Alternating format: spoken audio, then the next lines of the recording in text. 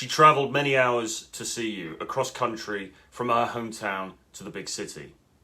Her English is not good, and your Russian is worse, that is, negligible, and so it's difficult to make plans, but the general idea seems to be that she will come and stay with you for a night or two in the silent hotel room you inhabit in the Grand Hotel on the main street, where the curtains remain closed, always closed, because you can't bear to let the daylight in, or reality come to that.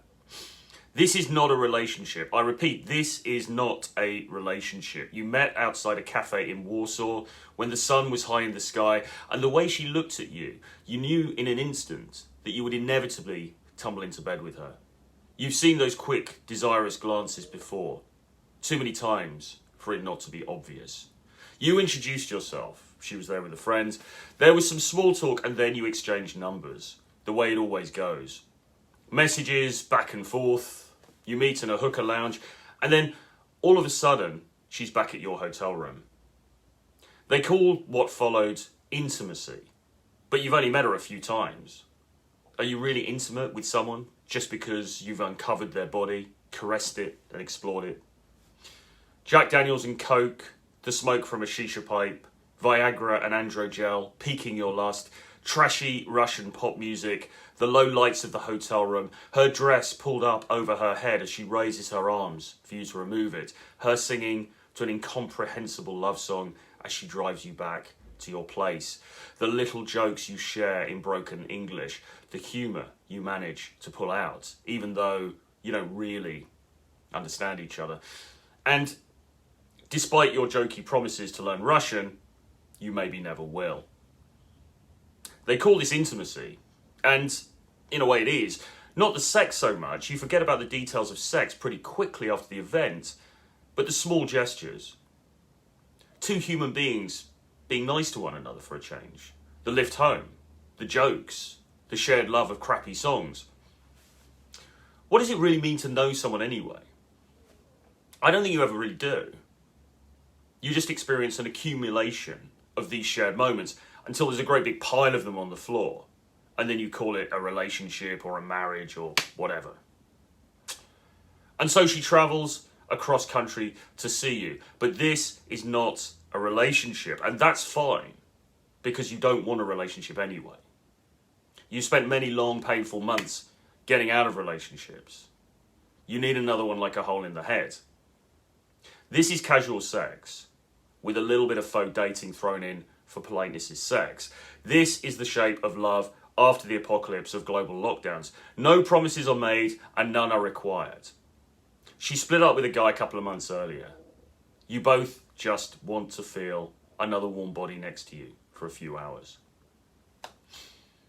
Another hotel room, another night. More crappy music, more shisha smoke, more Jack Daniels, more Viagra and androgel, more fucking. And then, the next day, a few hours of boyfriend, girlfriend cosplay.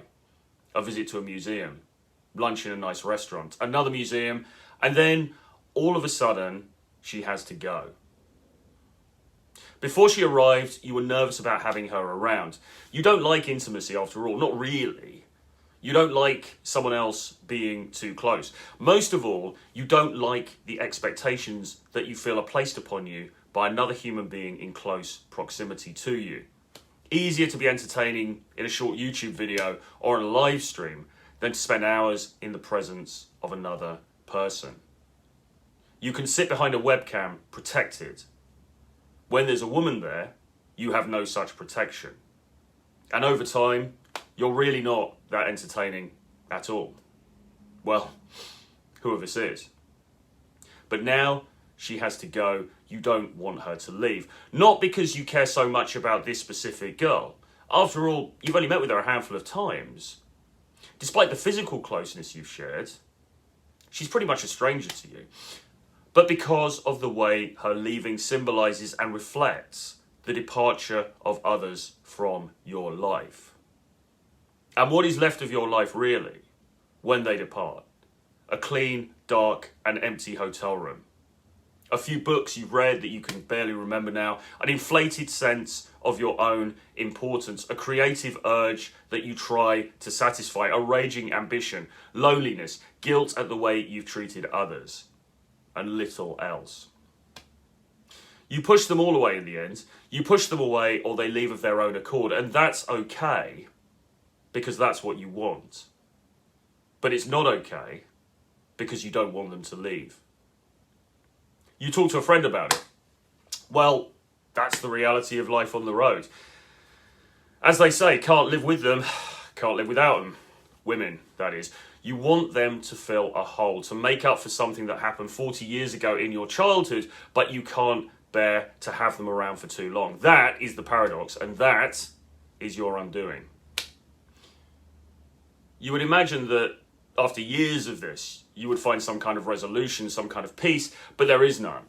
You cannot square the circle. It's impossible.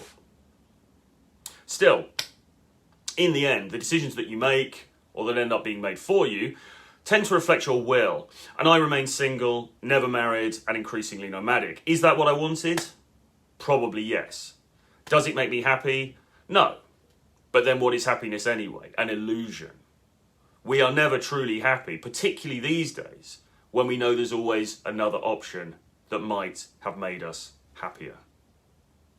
So perhaps the lesson is not to strive for happiness at all, but to aim for what you can bear and what will most likely cause the least damage to others around you.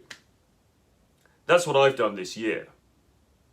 You have to look at yourself honestly and figure out what you want, or at minimum, what the least worst option is for you. I don't know what the future holds, but I feel that in 2021 I've turned a corner of sorts. After nearly half of a century, you have to try and accept yourself and move in accordance with your will rather than against it. That is what I'm doing now. And I'd encourage you to do the hard work or self-examination and to make the difficult changes necessary so you can do the same. Just don't do so believing that it will make you happy though, because happiness is as mythical and ephemeral as that pot of gold at the end of the rainbow. If you'd like to support me and my work, then you can support me on Patreon for just $5 a month. The link is below. You'll get an exclusive video like this one once a week, plus you can ask me questions for future videos. If you'd like a free call with me to discuss your own particular dating situation, then also hit the link in the description below. You can also check out my bundle of 11 books about dating, sex, and the dating marketplace called Renegade Dating Blueprint. And you can also join my course Charisma and Dating Academy, which opens on the 5th of November. Remember the 5th of November. Again, the link is below. See you soon.